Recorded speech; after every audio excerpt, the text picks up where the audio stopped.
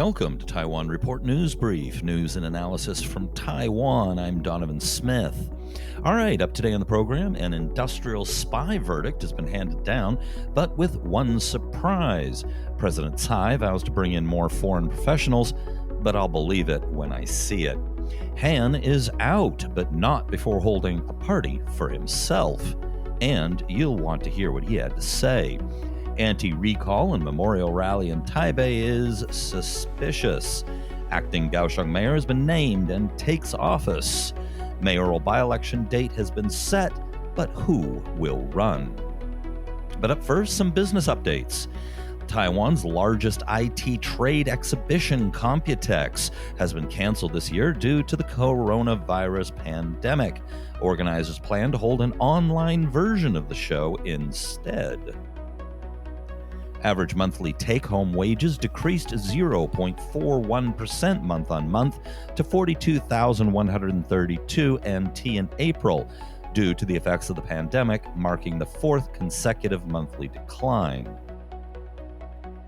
The average number of people employed in Taiwan as of the end of April stood at 7.927 million, down 35,000 from a month earlier. Worse, a human resources company survey found that Taiwan's net hiring outlook index for the July-September period was 3%, down 20 percentage points from a quarter earlier, and also down 18 percentage points from a year earlier. However, the amount invested in fixed assets by Taiwan's manufacturers in the first quarter rose 6.4% from a year earlier on strong demand for emerging technology devices, government figures showed. Finally, the Executive Yuan on Thursday approved a plan to invest 17.7 billion NT over 5 years to develop display technologies and their practical applications in retail, transportation, medicine, and entertainment. United Microelectronics Corp, or UMC, Taiwan's second largest pure wafer foundry operator, has been ordered to pay a fine of 100 million NT, or 3.36 US million, by a district court in Taichung City, which found the company and 3 of its employees guilty in a trade secret theft case brought by US-based memory chipmaker Micron Technology, which, by the way, has heavily invested in Taiwan, including in Taichung. Now, UMC plans to appeal. The employees in question have received jail sentences and fines in a separate case. Though Micron has said the ruling showed justice has been served, but this fine to me seems like a slap on the wrist. UMC has annual revenue of around 150 billion US dollars. 3.36 million US isn't even a rounding error. Speaking at Taipei AmCham, President Tsai on Friday stressed the importance of strengthening Taiwan's talent pool and bringing in foreign professionals in order for the country to meet the challenges posed by the pandemic and globalization. Quote, "The COVID-19 pandemic has created unprecedented challenges, so we need these solutions now more than ever. We are going to strengthen Taiwan's talent pool in 2 major areas: bilingual capabilities and digital skills," she said. Now, the European Chamber of Commerce, Taiwan, weighed in on the current situation. The government should grant national treatment for foreigners living in Taiwan and revise outdated labor regulations if it wants to attract and retain international talent, a high-ranking ECCT official said. Quote, "In terms of treatment for foreign nationals, now we have seen situations where there is different treatment of foreign nationals versus Taiwanese citizens," ECCT Chairman Giuseppe Izzo said. Citing a stimulus voucher program as an example, which is part of a government move to boost spending and improve the economy, Izzo expressed disbelief that foreign nationals in Taiwan are excluded. Quote, "That is unbelievable. People who live, work, and pay taxes in Taiwan should be treated as citizens, at least from this point of view," Izzo said. Now, on historical precedent, here's how this will go. The government will make all kinds of statements like these that sound very positive. Bureaucrats will craft something confusing, hard to navigate, and only moves the ball forward a bit. Then political interference will water that down. For example, one big barrier to attracting younger workers, which Taiwan needs, for example, foreign students graduating in Taiwan, is the minimum salary requirement of 47,800 NT monthly. At least that's what it was the last time I checked, and I know it hasn't been lowered since. The Ma administration had planned to remove that, but after President Tsai was elected in 2016, they left it to her incoming administration. The Tsai administration had initially planned to follow through, but backed down after opposition from the new power party. Another example is the government has for years now said they were going to assign foreigners with residency ID numbers compatible with national ID numbers. The difference in number format causes enormous headaches. However, the implementation date keeps getting pushed back and back and back. All of this is harmful to Taiwan, which has been suffering from a contracting workforce since 2017. In the waning hours of his mayorship on Thursday afternoon, Dan Hangguoyu and his outgoing administration held a rally on government land. The legal grounds for the rally have been questioned by city DPP lawmakers, claiming that the grounds can't legally be rented to an NGO. The KMT emphasized no government funds were used. Now, it was fairly well attended, with the grounds totally packed out. Police estimated the crowd at 18,000. Organizers said 10,000, and my eyeball estimate was mid-thousands.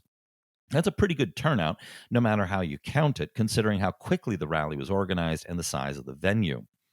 Han was his defiant self, and it came across very much like a political rally. I had a quote prepared for you from the KMT website, but the site is down right now. From memory, the quote was roughly, "Do we have rule by democracy or by ferocious beasts?" The crowd chanted, "Ferocious beasts, ferocious beasts." Interestingly, now, by the way, that sounds a little better in Chinese than it does in English, which just sounds weird. Interestingly, he and his Han army are clearly trying to turn Kaohsiung City Council Speaker Xu Kunyuan, who committed suicide after the recall result was released, into a martyr.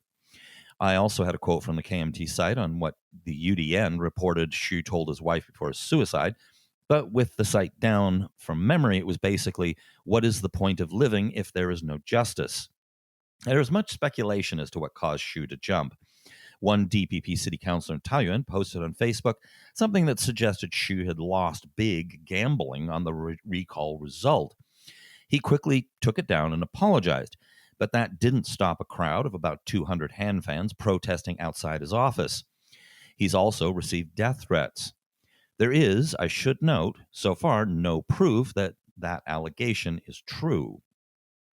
At the rally, Han bizarrely tried to draw a comparison between Xu and free speech and democracy advocate Nylon Deng. Nylon Deng is widely considered a martyr for self-immolating rather than fall into the hands of the police in 1989. The police captain in charge of the raid on Deng was none other than current New Taipei mayor and popular KMT superstar Hou Youyi. Another historical side note, martial law was officially ended in 1987, and many people today tend to think that is when the country became democratic. Not true. As the Deng case reminds us, that was not the case. Taiwan at the national level was still effectively a one-party state. Also, security laws were passed before the lifting of martial law that were quite strict to take the place of martial law, basically martial law light. If you recall, moving on, the other day I mentioned that almost certainly a recall campaign against new power party Kaohsiung City Councilor Huang Jie would be launched. At the rally, people were conducting signatures for just such a recall.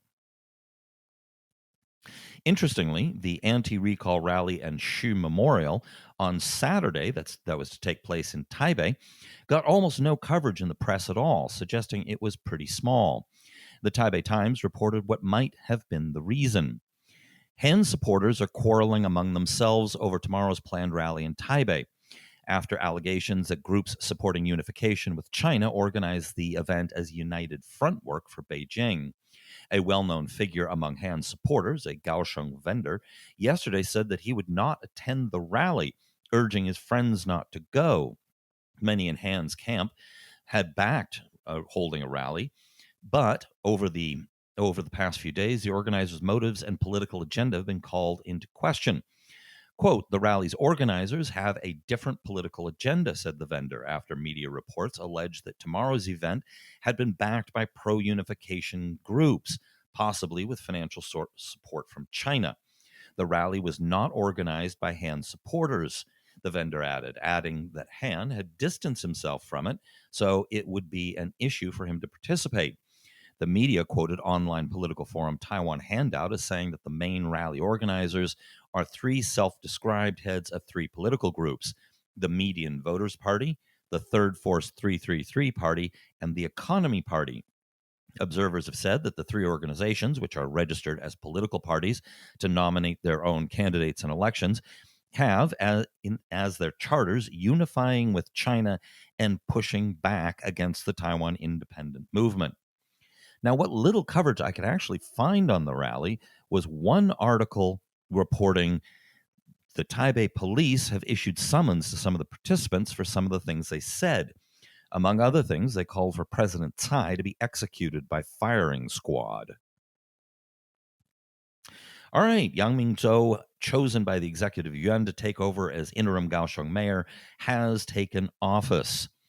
He was Kaohsiung City Government's Secretary General under Han Kuo-yu and previously served as Vice Mayor under Chen Zhu, the previous DPP mayor.